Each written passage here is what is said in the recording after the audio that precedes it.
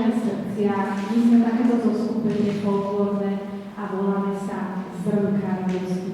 Vznikli sme v Skupave a našim cieľom je to, že chodíme práve po sociálnych zariadeniach, po nemocniciach a po domovoch dôchodcov a celoročne vlastne máme úmysel prinášať ľuďom radosť, sprostredkovať tradície, zvyky, ktoré teda na Slovensku sú naozaj veľmi bohaté.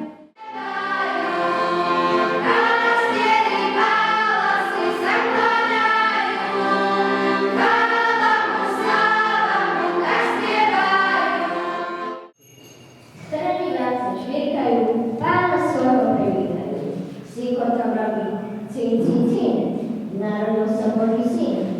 Straka, vraví, draka, draka, že premôhol pekelného draka. Sova, vraví, slávna na výsledku.